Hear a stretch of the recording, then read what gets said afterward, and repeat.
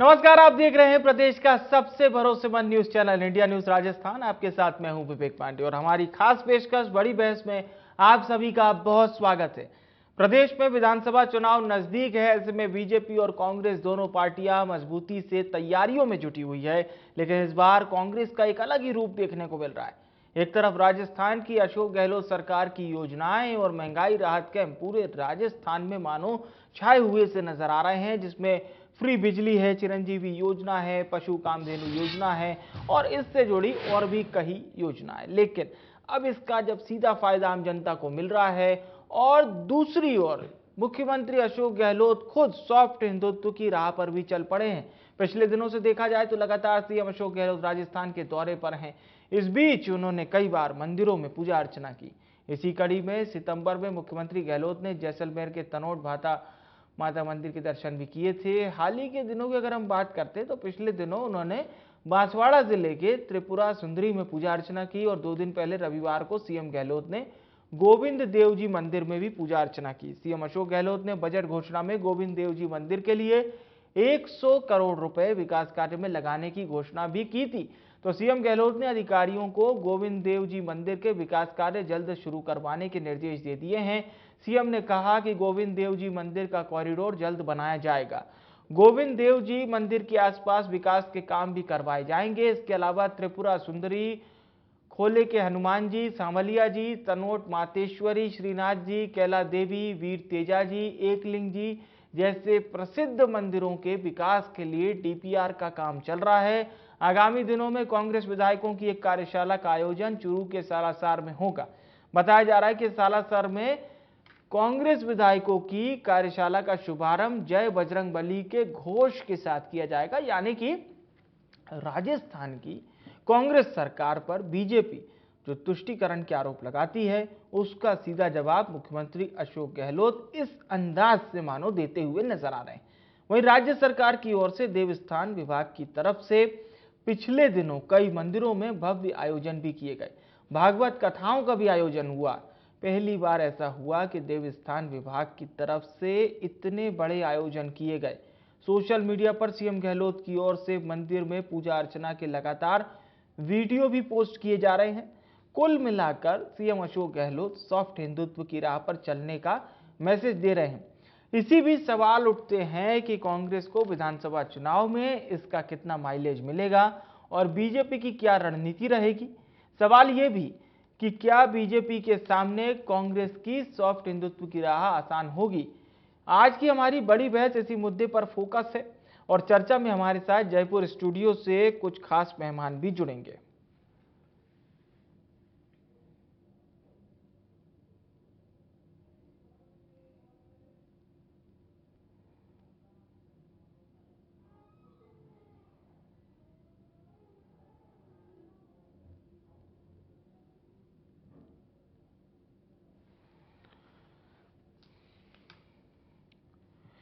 तो चलिए अब समझने की कोशिश करते हैं और 2 खास मेहमानों को आपके साथ जोड़ते हैं। प्रियदर्शी भटनागर जी कांग्रेस पार्टी के नेता हैं और डॉक्टर निमिषा जी भारतीय जनता पार्टी के नेता हैं।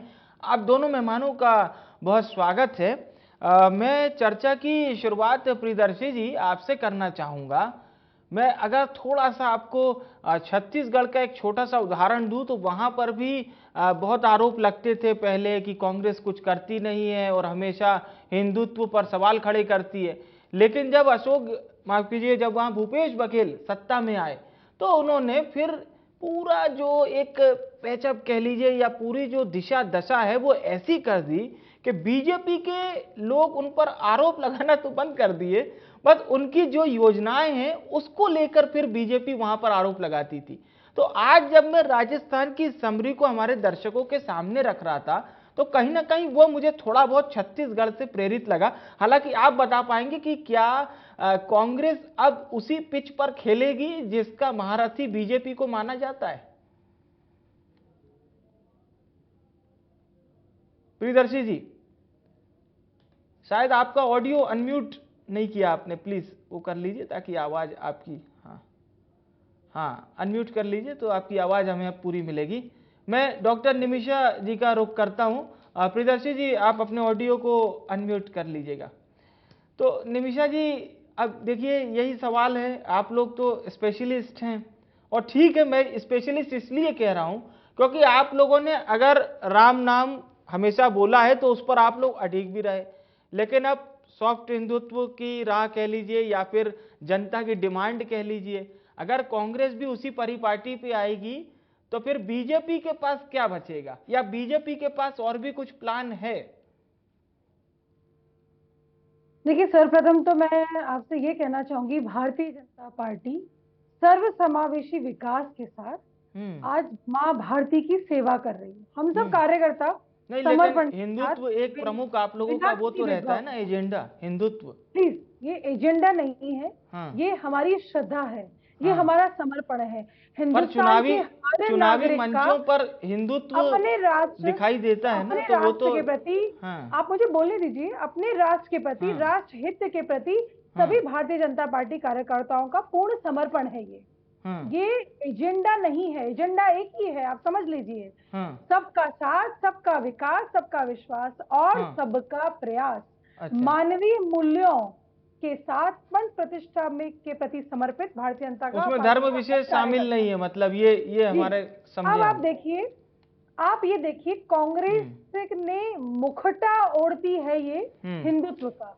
हाँ चुनावी समय में ये एक मुखटा लाती है हिंदुत्व का, हाँ क्योंकि हिंदुस्तान में चुनाव लड़ना है, हाँ चुनाव के सामने आना है, हाँ। और अब स्वयं को मुखटे के साथ पहचानवाने की कोशिश करती है, जबकि ये मुखटा जो है ना, जनता उतार चुकी है, जनता अभी समझ किसी चुकी है। हाँ, देखिए, राजस्थान की बात करूं मैं आपको, बोलिए मुझे बोलने बोलिए। दीजिए एक बार, मैं बिना इंटरप्शन के, आप मुझे सिर्फ 60 सेकंड दे दीजिए। जी जी बिल्कुल। राजस्थान के अंदर अभी 4.5 साल का जो समय, इससे पूर्व के समय की भी अपन चर्चा करेंगे, लेकिन चुनाव आप देखिए, 4.5 साल से, चाहे वो 100 साल पुराना अलवर का शिवलिंग मंदिर हो जिसको कटारों से काटा गया, या पुजारी की हत्या, या हमारे श्रद्धेय पुजारियों ने आत्महत्या करने को मजबूर हुए हो, और हमारे राज्यसभा सांसद जब पुजारी का शव लेकर के सिविल लाइंस में धरना देते रहे 7 दिन तक, लेकिन ये हिंदुत्व विरोधी सरकार ने सुध नहीं ली।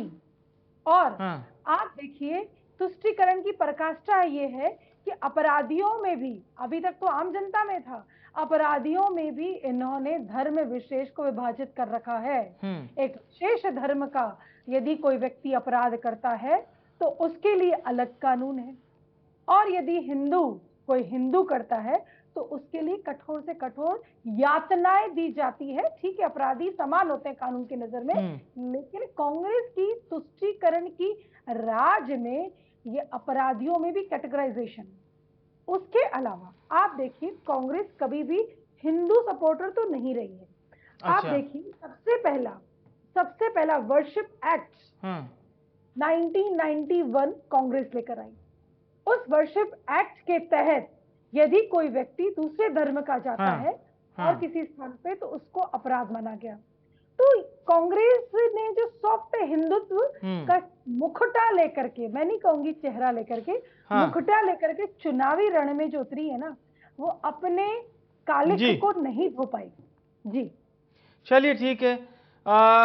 तो प्रियदर्शी जी, क्या वाकई में ये मुखौटे वाली बात क्यों हो रही है? मैंने तो डॉक्टर निमिषा से भी वही सवाल किए, लेकिन बीजेपी इस चीज को एक मुखौटे के तौर पर क्यों ले रही है? यानी कि क्या ये लगाकर फिर निकालने वाली चीज है, या ये हमेशा लेकर आप लोग चलेंगे?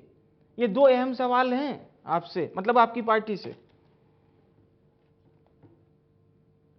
हाँ, आपकी आवाज हम तक पहुंच नहीं पा रही है प्रियदर्शी जी, हमारे दर्शकों तक। जी हाँ जी, हाँ, बोलिए सर, आप बिल्कुल साफ बोलिए।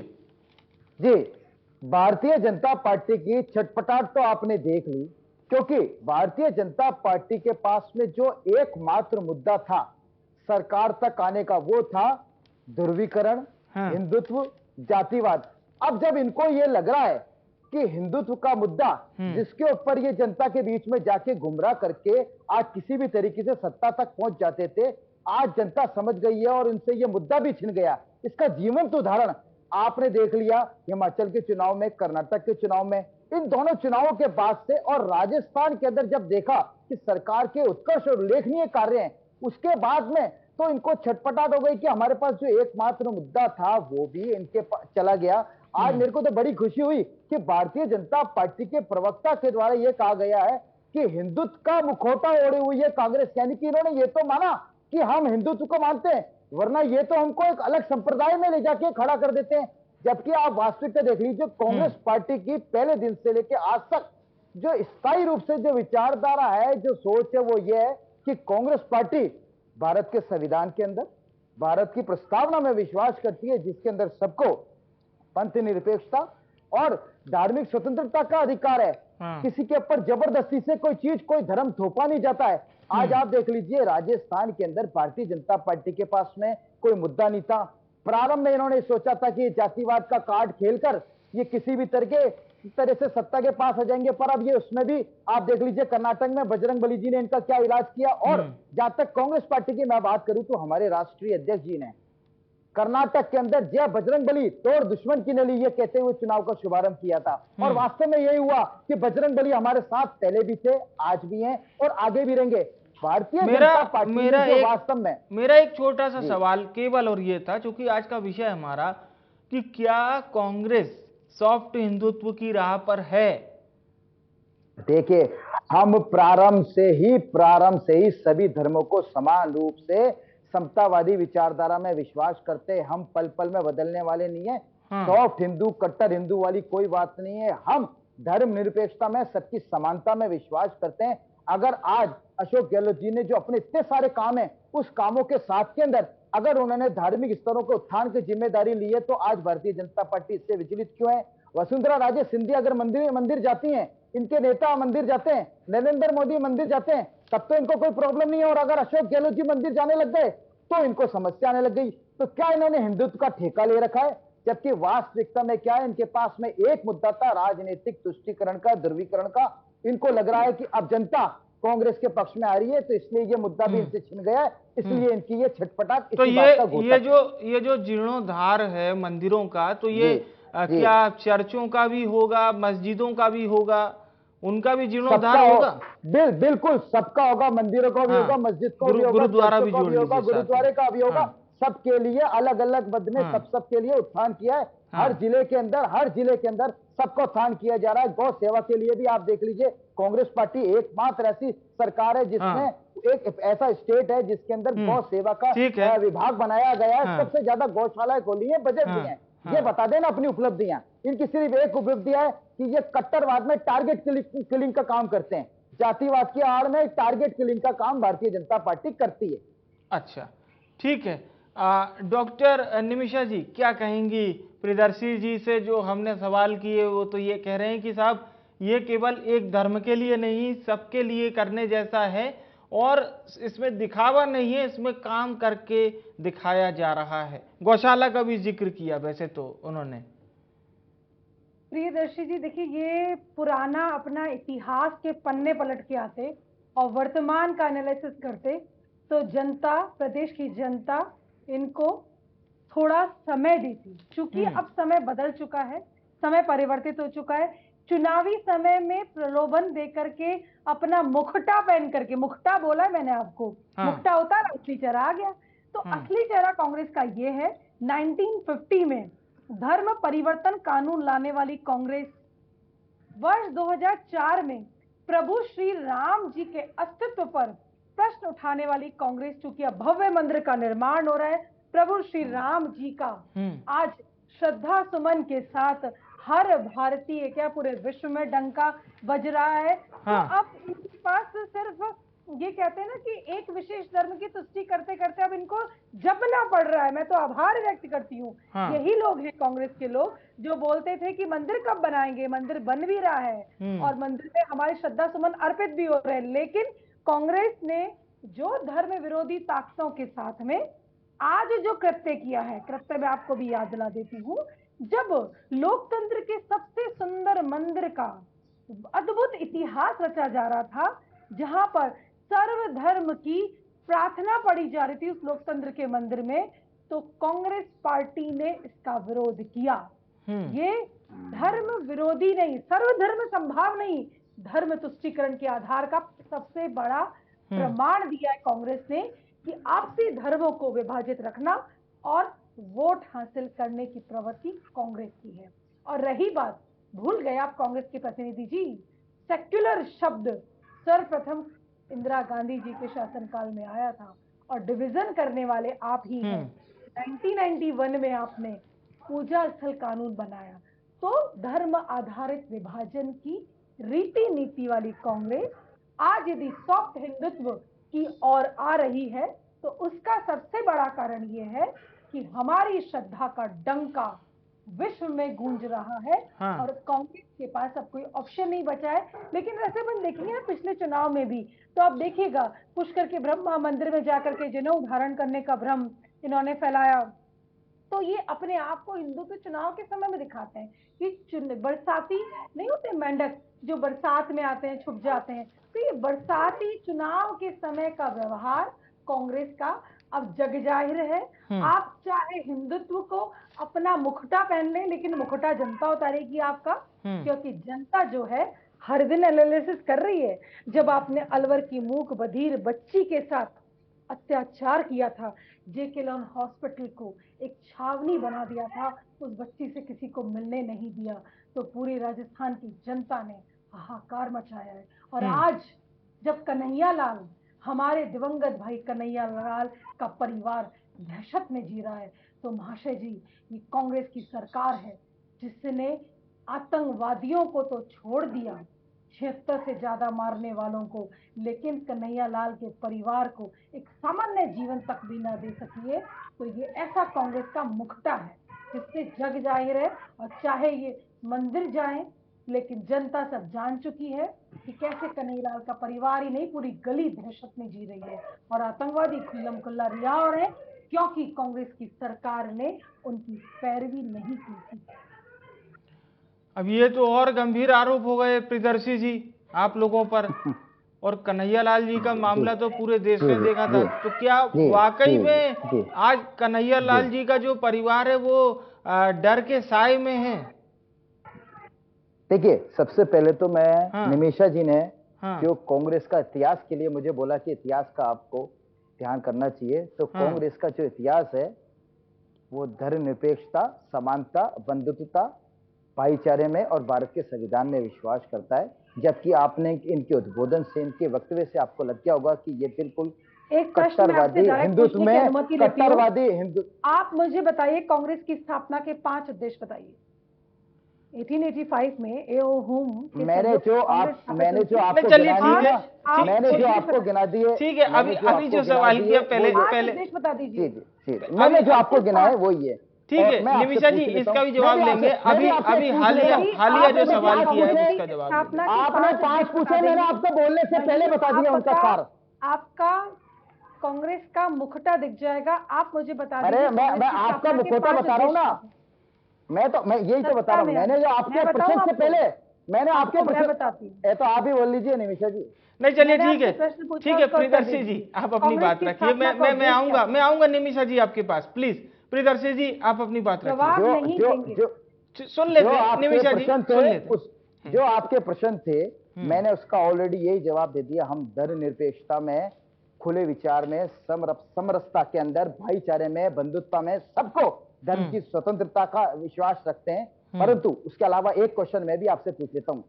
जो भारतीय जनता पार्टी की मातृ संस्था है आरएसएस, आपको पता है क्या आरएसएस का गठन किया गया तो घोषणा के रूप में, तथ्यात्मक रूप में? क्या उसका एक उद्देश्य बताया था क्या? आप बताइए। आप नहीं बता पाएंगे, मैं बता देता हूँ। आपने पूछा, मैं बता देता हूँ। आप बता दीजिए किसका लक्ष्य था, आरएसएस का लक्ष्य क्या था? लक्ष्य क्या, मैं बताता हूँ आपको। आपका लक्ष्य क्या था?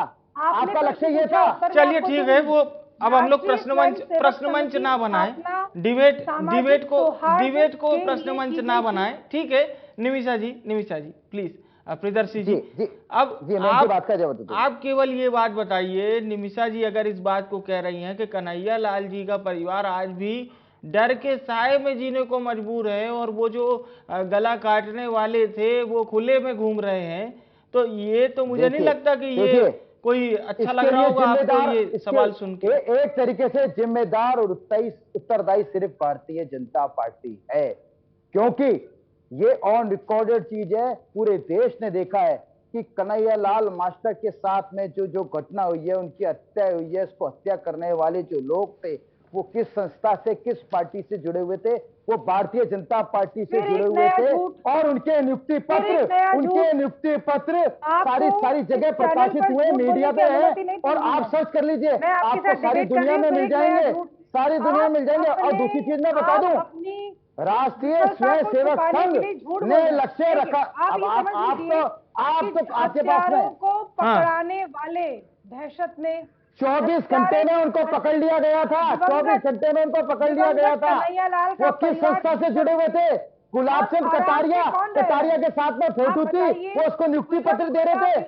चलिए आप बताइए, कोटा के भारतीय, अरे आप नहीं, ऐसे हम लोग, मैं आप दोनों सम्मानित प्रवक्ताओं से ये जरूर करना चाहूंगा, हमारे दर्शक इस प्रोग्राम को देखते हैं, ऐसे चर्चा मत कीजिए। प्रियदर्शी जी, आप अपनी बात रखिए, फिर एक हम छोटा सा अंतराल लेंगे और फिर निमिषा जी से चर्चा जारी रखेंगे। जी। राष्ट्रीय स्वयं सेवक संघ ने हिंदू राष्ट्र के लक्ष्य को लेकर गठन हुआ था 1925 के अंदर, और आज आप देख लीजिए भारतीय जनता पार्टी मेजोरिटी में है। इनकी सरकार अब तो धीरे धीरे लुप्त होती जा रही है। भारतीय जनता पार्टी कुछ दिनों पहले ये पूरे बहुमत में थे, क्यों ये हिंदू राष्ट्र की घोषणा क्यों नहीं करते? ऐसी क्या आवश्यकता आ गई है कि मोहन भागवत अब मस्जिदों में और मदरसों में जाने लग गए? फिर कौन से हिंदुत्व की, कौन से मुखेटे की बात करते हैं? आज ये हम पे दोषारोपण करते हैं, हम पे आरोप लगाते हैं। हम तो खुले विचारों वाले हैं, हम सभी जगह जाते हैं। हमने कभी किसी को ये नहीं कहा कि तुम मस्जिद जाओ, मस्जिद मत जाओ, मंदिर मत जाओ, परंतु ये कहते हैं कि जो मस्जिद में जाने वाला है वो क्या है। परंतु आज देख लीजिए इनकी मजबूरी, इनके नेता खुद जाते हैं, मोहन भागवत जी खुद जाते हैं और खुद तो राजऋषि कहलवाते हैं। इनको इस चीज का जवाब तो भारतीय जनता पार्टी को देना चाहिए। दूसरी चीज, आज आप देख लीजिए मोदी जी रात को हाथों हाथ उड़ के नवाज शरीफ के पास में पाकिस्तान पहुंच जाते हैं, उनको बिना बताए जाके उनकी माता जी को शॉल उड़ाते हैं। ये इनका कौन सा मुखौटा है? ये इसका कौन मुखौटा? तो वास्तविकता है दोहरे चेहरे और दोहरे चरित्र वाली भारतीय जनता पार्टी है, जिसका चरित्र और चेहरा जनता के। चलिए ठीक है, समझने की हम कोशिश करेंगे। आप दोनों हमारे साथ बने रहिएगा। डॉक्टर निमिषा जी से हम जवाब लेंगे, छोटे से ब्रेक के लिए रुक रहे हैं।